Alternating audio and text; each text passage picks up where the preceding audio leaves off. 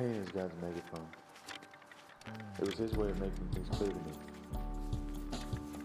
When everything was falling apart, when my heart was broken, when my life as I had known it became unrecognizable, that's when I saw God most clearly.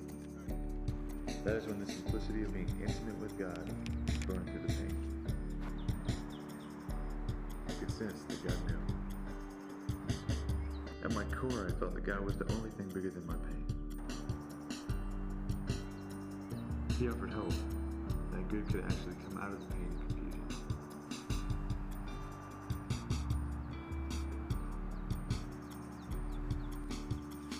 Nothing compared to experiencing the fresh vision of God's purpose for me. It happened at the hardest time of my illness. Then it happened again, and things got worse. When I was a sophomore, I was playing golf in the state tournament with this great group of guys. All of a sudden with me, I started feeling this pain in my back. I think it was around my hips and the lower back kind of area. And I just kind of pictured, I had injuries before, it wasn't a big deal. I was just kind of, all right, I'm just going to push through it. In between nines, I had to get a massage from the lady there. And it was just kind of becoming more of a struggle than I thought. It started feeling like something I hadn't felt before. I ended up doing that and barely just making it. It ended up to the point where I was stretching in between holes and just trying to do something. And so I finally finished the round. Didn't show up too solid. I mean, I kind of had this to focus on in terms of scoring wise. And after the tournament, I took a couple weeks off. It ended up getting, I was thinking, just going to rest, let it kind of ease down a little bit from all the use. It ended up getting a lot worse. It was odd, We decided to go just get some x-rays. There were some things that looked a little bit abnormal, but in his bone structure, but they didn't think it was anything serious and get through it. And so after a couple of weeks, he still was getting worse, and so we went to a chiropractor. And they kind of, they couldn't really figure out quite what it was. And said, I'd really like to see those x-rays. He said, it really looks like Scheuermann's disease. I've seen this before, where the vertebrae become wedge-shaped. And it's a degenerative vertebrae disease that normally occurs in adolescents and usually boys, and it's very rare. I think it's maybe like 6% of the population have it, and doesn't usually produce the kind of pain that he was experiencing, but his was very, very painful. We decided to go to an orthopedic doctor in Indianapolis. Indianapolis was the Indy 500 doctor. He had said that this brace would be a good idea until we figure out things, because it wasn't right away. He said, oh yeah, this is it. He was kind of like, okay, well, we're checking it out. Let's do this brace. This could be the best thing. The doctor said that this would get better over time as long as he was immobile, so they were looking at 6 to 8 weeks before they could even recommend doing anything else. He was in a brace from October through, I think it was December. Eventually, I got to the point where I just couldn't. It was too much pain. I couldn't go to sleep. Because the pain increased. By November, he was on narcotics. Of course, I wasn't moving very much at this time. I was in a wheelchair, and then I was laying in the bed. So by this time, I may have been, like 200 pounds, and normally I'd be about 170, 175. So I gained quite a bit from just being in this state or this condition. I had to stop going to school because it was just too, I was up until school started, and I had to miss and try to get some rest and just kind of wait till my body would wear out. And it was tough. So I had to start going to school by myself, which was different because I've never done that before. So I had to gain a lot of independence, I guess I'd say, because I was always underneath the wing of Lee, and whatever he did, I would do, and it wasn't like that anymore. I became pretty angry with God at doing that with my family, because I never thought that would happen, and I didn't like seeing my parents like that, and it was just really sad, and I don't know, it was just really tough seeing them like that. I was away at school when all this was going on. It was almost like it wasn't always real because I wasn't right there in it. But then when I did go home, it was kind of a drastic change. It kind of hit me. I don't think people really grasp, and I don't think I even do, the amount of pain that he was in. I mean, even to like touch his mattress, just touch it, it would make him cry. I just could not take it. Too much, it was so much pain. all of a sudden life just kind of seems to stop. I mean, we're loud and busy and crazy kind of family, and it was so different. It was so solemn, and I don't know, the mood was very different. It was sad. It was sad. It's 2 o'clock in the morning. You're there either by yourself, or my dad was sleeping on the side of the bed and taking care of me. You're wondering what am I doing this for? Why am I waiting these hours? These long hours. You're awake, just drained. What's this for? Why am I going to wake up in the morning, and what do I have to look forward to? If it's this again, what am I doing? By the middle of December, he wasn't able to walk anymore. It was just a shock to a lot of people. It was a shock to me. A shock to my mom. All of a sudden after, it was like in a span of like one day that we decided, okay, wheelchair is where we need to go. I didn't have a clue it was going to go this far. But we'd gone around the doctors in Indianapolis. They had all kind of thrown up their hands and said, we're doing the best we can. We just don't, nothing is working. Nothing is working. The pain was just uncontrollable. I was on Oxycontin and morphine and all kinds of medicine that, it really changes you. He was in too much pain, so we got with a pain doctor, and he recommended to go to Mayo. So we headed out there in February.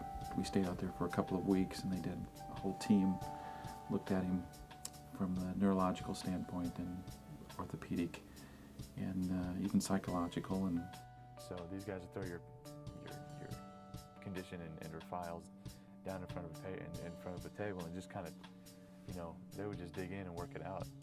Get doctors around the table, and they ended up bringing, I think, like 3 retired doctors in just to look at what I'm doing, because they were struggling. All of them said, as well as the doctor in Indianapolis, that this type of problem should not be having the pain that he was having. The 3 retired doctors said, we may have seen this about 9 different times our whole career, and we still haven't, haven't had enough to monitor what to do or the progress or how to deal with it. Their final recommendation was to go to a pain management clinic, but we went and visited that for half a day and decided that that's not what we wanted to do, what God was leading us to do, so we left. I was struggling to make it an hour. I was struggling to make it the next hour. Hour after hour, you're going through this, and it's 4 o'clock in the afternoon, you just woke up because you're just drained from the last night. Everybody's the whole house is real quiet because it's sad. The feeling is sad. The head doctors are throwing their hands up saying, we don't know what to do other than just wait and see if this will correct itself.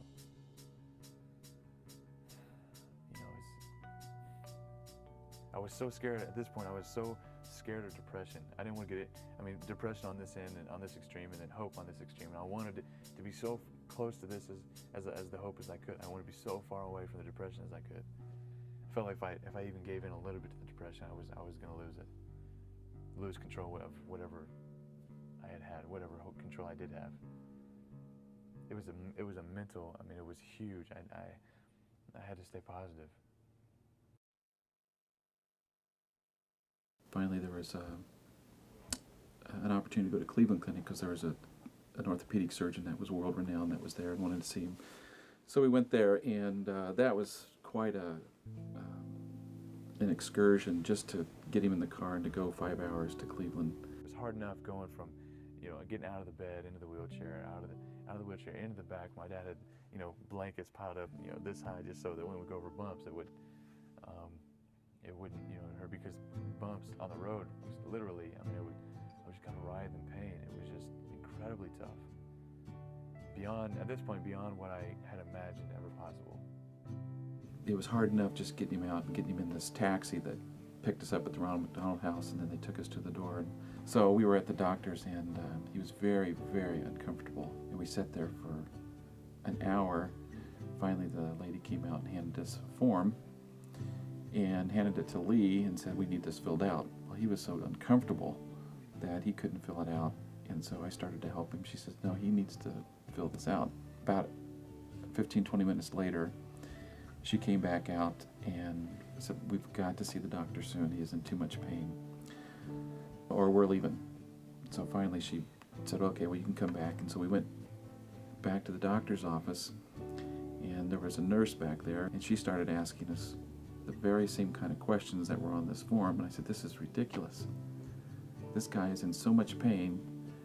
You certainly, either you don't understand how much pain he's in, or you just not equipped to handle this.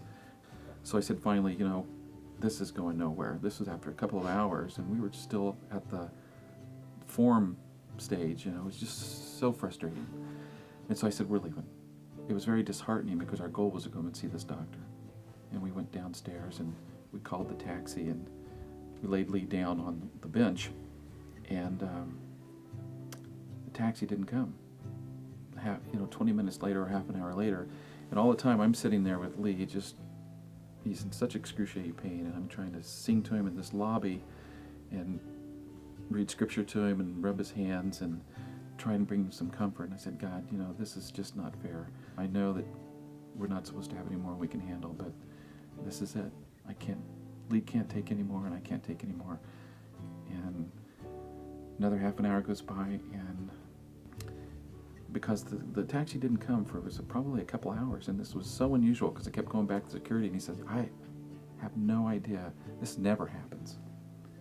And so it was only a God thing that it was happening. And he was just reminding me that no matter where we set this limit that we can't handle,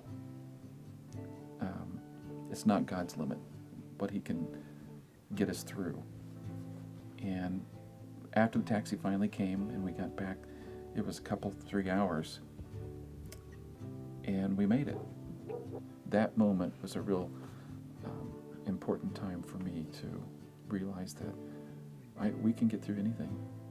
With God's help, we can get through anything. For the sisters and Drew to think, I have absolutely no control over this. Tim and I, had some control over what medication he got and what doctors we went to visit, but these kids just had to just watch their brother in pain. When I came home on weekends, I stayed up with them a lot and we talked, and it was really good bonding time for us. Lindsay and I took shifts staying up with him, making him French toast. He wanted like 10 pieces of French toast at a time. So we got real sick of making French toast, but no, it was good. We had a bed set up in the living room for him because he couldn't, walk, of course, and so he just stayed in the living room all the time on his mattress, and so we would stay up all night with him and just, till he could fall asleep, and we'd rub his feet for him. It was great to have Lindsay and Courtney come home for the weekends because it was 24 hours for us, and they gave us a wonderful reprieve on the weekends where we could catch up on our rest. I guess I'd be called the entertainer. That's true. I don't know. I guess Lee always laughs whenever I do anything, so I just try to make him laugh, try to make him feel, a little bit better. Try to get his mind off the pain. I'd go in and play guitar for him, sing him some songs. Well, Susan would work from 7 at night till 7 in the morning, and then I'd take over until 7 at night.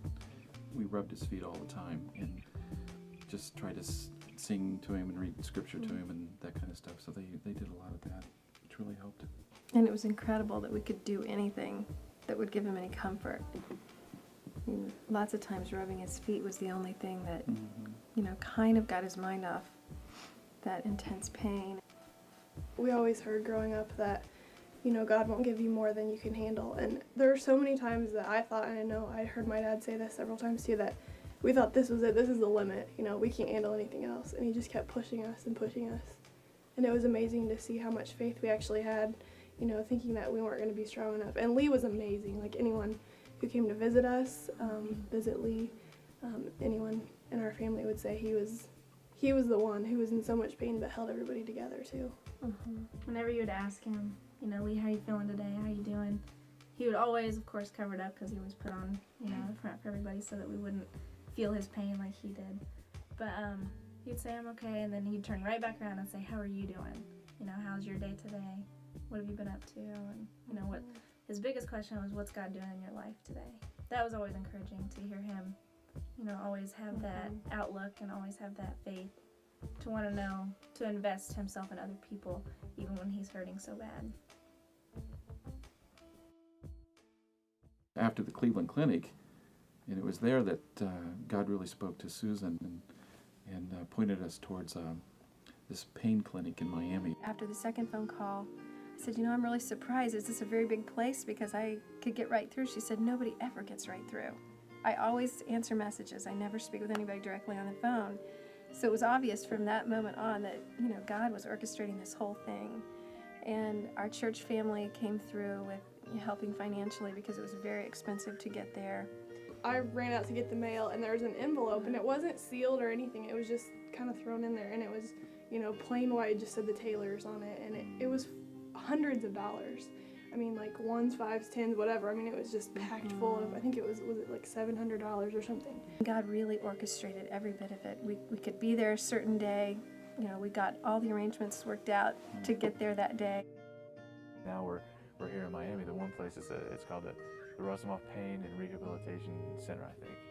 This is a year after it all started, so this would have been like summertime of '03. When Tim arrived, he was only out of bed 30 minutes out of 24 hours a day.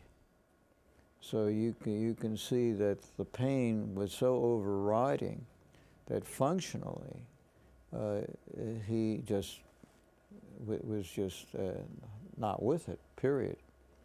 Most of the people, if not all, who have so-called spinal pain actually do not have pain that originates from the spine or the nerves that go in and out of the spine, but rather in the muscles and tendons and ligaments that support the structure.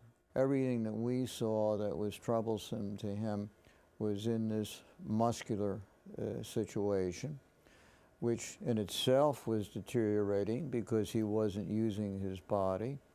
And of course, we knew that he was an athlete and a very accomplished one with a very bright future.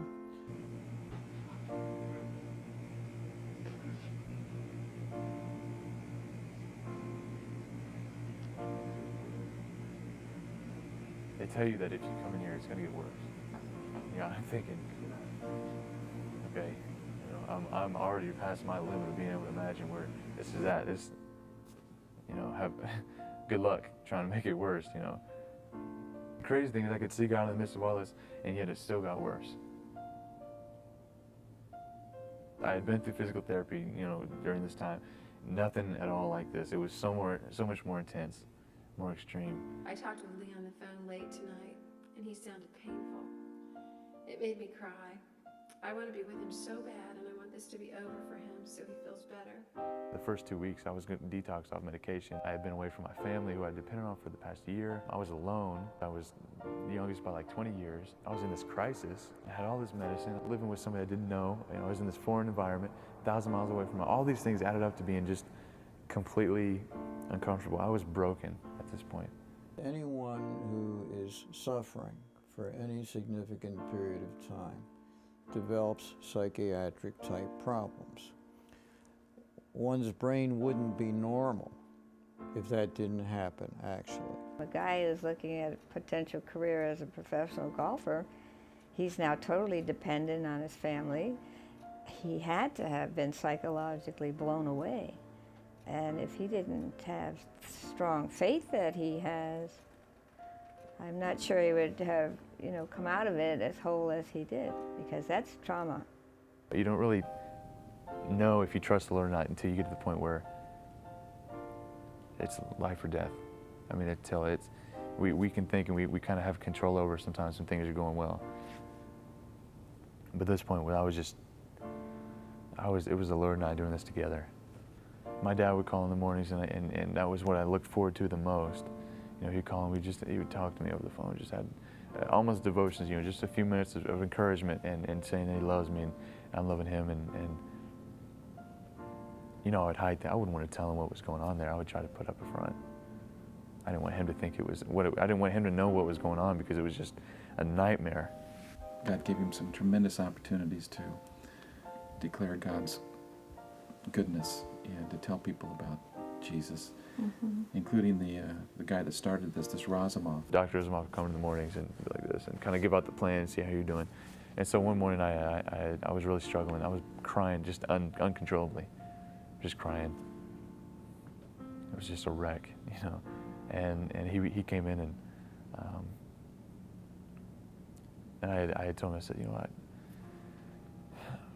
I think that I might be able to make, I'm going to be able to make it through this day, but I think that I might be a little bit more encouraged today because of this verse I'm really kind of drawn from. I can relate to this guy. And so I started telling him something my dad and I had talked about. There's a verse in Job, I think, and it's got this very Jewish Orthodox community, very Jewish Orthodox, you know, and he didn't want to hear it. I just wanted to listen, let him talk, and I think he said about three main things. One was that, you know, Timothy, we know that you came from a Christian family. It was okay. I don't know how that's you, okay? Keep that to you. Because the second thing is, I know you've never been away from your family before, so you're gonna have to suck it up. You're gonna go back and probably get worse if you don't suck it up and make sure you get this going. Okay, so I'm sitting here and I'm thinking to myself, okay, he's kind of 0 for 2 right now, because I had been away before, and my faith is the only reason why I had gotten here to this point, but not ended it earlier. The third thing he said, he goes, okay, when you read this Bible verse to me today, he goes, your focus has shifted. I don't want to hear that.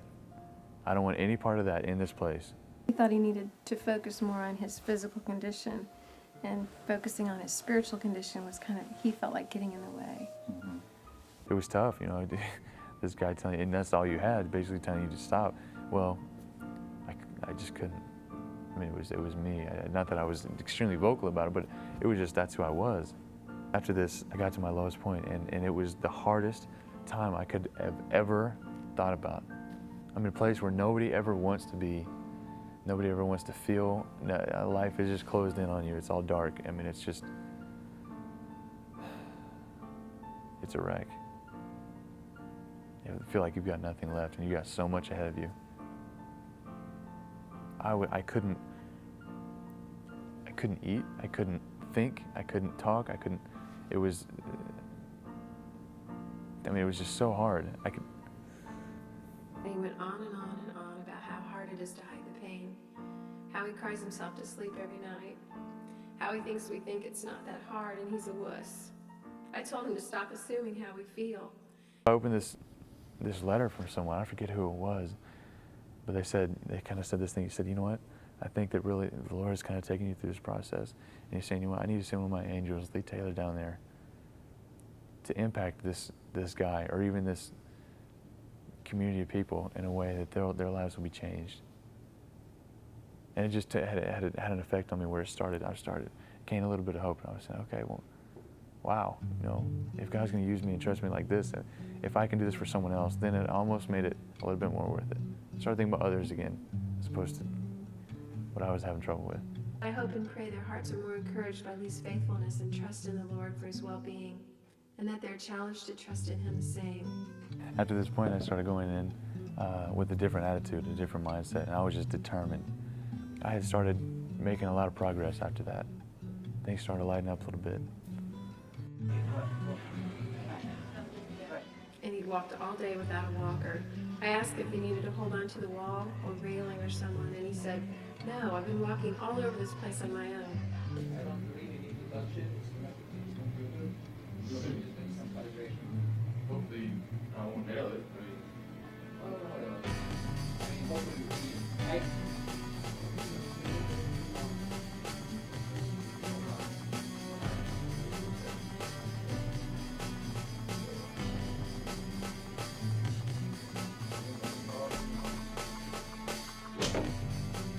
These are the two that brought life back to the limbs of Lee. We all work together. This is God's grace right here. Great phone call at lunchtime today. Lee says he's had a breakthrough and everything is better now and looking up. My heart is lighter.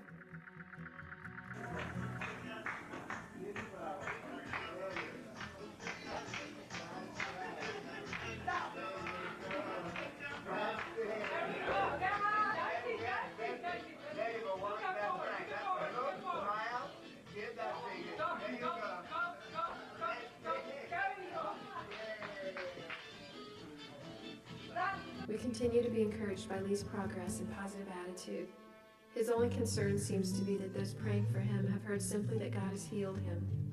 We think his frustration is that it's not complete yet, and that understanding he's healed doesn't leave room for comprehending the deep valley God's brought him through. We went back to pick him up, we stayed for a few days, and they have a little ceremony, kind of a graduation ceremony for everybody who's graduating, because people come and stay for 4 weeks or 6 weeks, and so there are always people that are just beginning the program there when people are graduating. And so we're at the graduation, and there's Dr. Razumov, and everybody's kind of wondering, he's never here. He never comes to these graduations. He's always too busy, and he sees the people all the time anyway. He doesn't need to come, but he was so encouraged and blessed by Lee. He was there and he cried.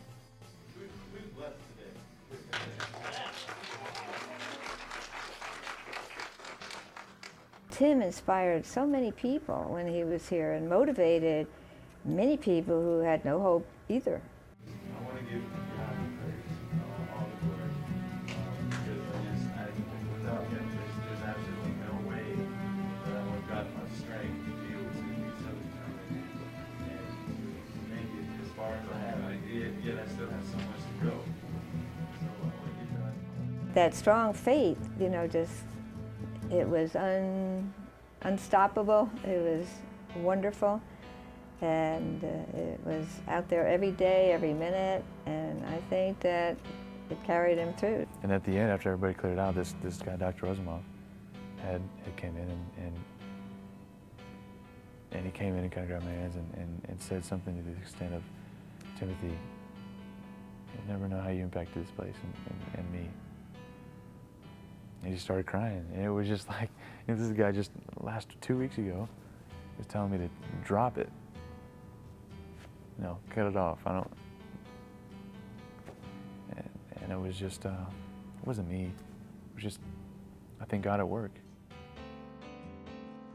Our grandma she rented this big yellow flashing huge sign for our front yard, and we had hundreds of people standing in our yard. And he came home, and I don't know if we really expected it, but he got out of the car and walked up, and it was really neat to, everyone started crying.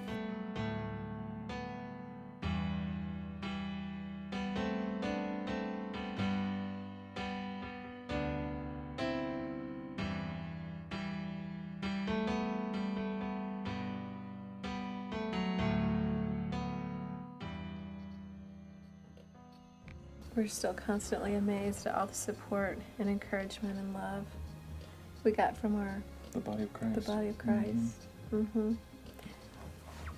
The cards that we got that had scripture on them were just so appropriate for what we were going through at that moment. They were just wonderful. We felt like we were just being lifted up by the prayers of faithful people the whole time. I mean, when we look back and think, how did we do that day after day? How did we all survive emotionally and spiritually and even physically? And we really were lifted up by faithful people. We kept setting our limits of what we couldn't handle, and God kept saying, no, but you can do this. And that's the way He does with us. We get so desperate, we cry out to Him, and sometimes things get worse. And just when we think we can't go on, we really can, with God's grace and sufficiency. And now it's just amazing to me. I actually had envisioned during that time that we would be able to sit around and kind of reminisce about this whole thing and look at it from a perspective that we could laugh and see God's wonderful and appealing and rescuing. And we are doing it. We studied a lot about the book of Job, and there was a mutual trust between God allowed Satan to work with Job, and there was a mutual trust saying that Job would stay faithful. It was huge for me to be able to think that the Lord has trusted me with me, out of all people, with something so huge to stay faithful with. The way that my family responded, the way that I responded. I think that's what it's about. It's about a response. Everybody struggles. That's life. We're promised trouble, but it's our response. I had hope when I said that, these two extremes here. My hope was that I could find something bigger than that. Eventually, I'm telling you right now that I know that it's God. I know in my heart that that's where I found peace in this situation. And that's where I found even the slightest bit. I'm still struggling, but I was able to start to begin to realize that the only thing that was bigger, out of all this craziness, all this uncertainty, all these doctors are saying, we don't know what's going on, you're gonna have to live with this, you know. The only thing that was bigger was God. It's the only thing that made sense. And I hope that with my focus being on Jesus, you know, to allow him to work through this story, to be able to bless someone else in a way that they might have a different perspective on life. Through all this, I'm able to wake up in the morning and be excited about being, you know, being excited about what God's got planned for that day. Because I realize that I opened my eyes for a reason. You know, I'm able to take a few steps, and it's just exciting to me. If I would have to go through this all again just to bless someone else in a way that their lives are radically changed, they find purpose to life, they find something that's bigger than them, find some kind of hope in this huge struggle that we call life, then it made it all worth it to me.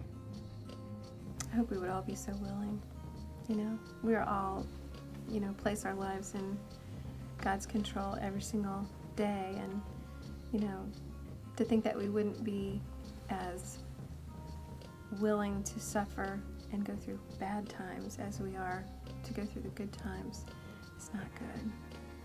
I hope that we would all be willing to go through whatever God brings our way. And I think we would be more willing at this point. Now I know above everything else that in the very hardest time of our weaknesses, his power is filling the gap. When I was fighting the pain, fighting to live with everything I had, and it was still not enough, that is when I knew that I needed something more. Jesus knew the answer. Jesus could fill the gap. My story these days has a new perspective. I greatly enjoy entertaining the thought of being totally spent for the Lord.